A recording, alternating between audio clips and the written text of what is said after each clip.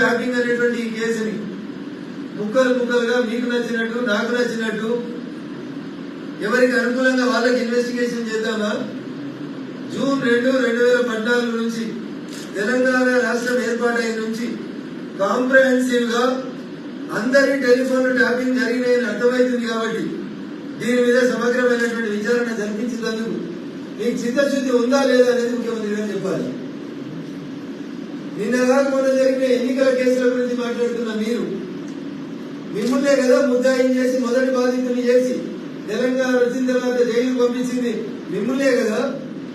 మీ phone tapping చేసిన రోజు ఈ రాష్ట్ర డీజీపీ ఎవరు?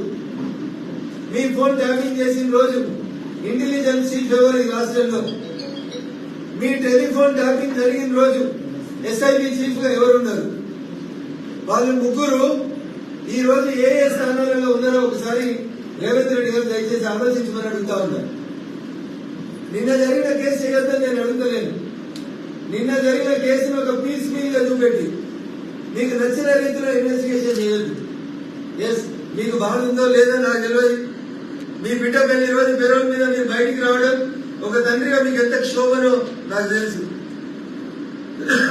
నేను బాధపడుతున్నా. కానీ ఆ రోజు టెలిఫోన్ ట్యాపింగ్ లో పాల్గొన్నటువంటి అధికారులను మీరు ఎందుకు క్షమిస్తున్నారు? ఆ కేసును ఎందుకు ఇన్వెస్టిగేట్ చేస్తలేదు? ఆ రోజు డీజీపీగా ఉన్నది ఎవరు?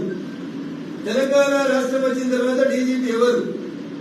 ఆ డీజీపీకి అటాచ్ అయినటువంటి శ్రీనాథ్ రెడ్డి గారు, ఆ డీజీపీ దగ్గర ఉన్నటువంటి ఒక పిఏ గారు, ఇద్దరు అమెరికాకి అధికారిక ఖర్చులతోటి ఎట్లా పోయిందో అని చెప్పాలి.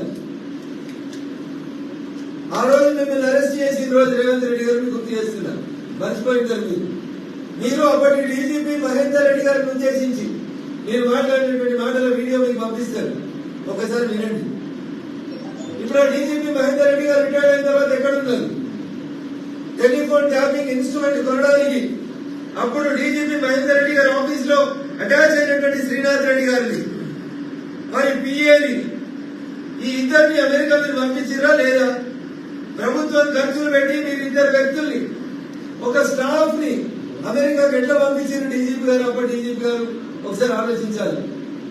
ఒకవేళ మహేందర్ రెడ్డి గారికి ఏం తెలియదు, మహేందర్ రెడ్డి గారు ఏం చెప్పలేదు, ఎస్ఐబి చీఫ్ పంపించిందని అనుకుంటే ఒక నిమిషానికి ఒక వకీలు అడుగుతున్నాను రేవంత్ రెడ్డి గారు, నా దగ్గర పనిచేసేటువంటి ఒక పని ఓడు లేదా పని మనిషి లేదా నా డ్రైవర్ తప్పు చేస్తే మేము లీగల్ భాషలో చెప్తాం వికారియస్ లయబిలిటీ అని. అంటే తన దగ్గర పనిచేసేటువంటి వ్యక్తి తప్పు చేస్తే దానికి బాధ్యత వహించాల్సింది ఎవరంటే యజమాని బాధ్యత వహించాలి. సో ఈ టెలిఫోన్ ట్యాపింగ్ పరికరాలు కొన్నది ఎవరు? ఏ రోజు కొన్నారు?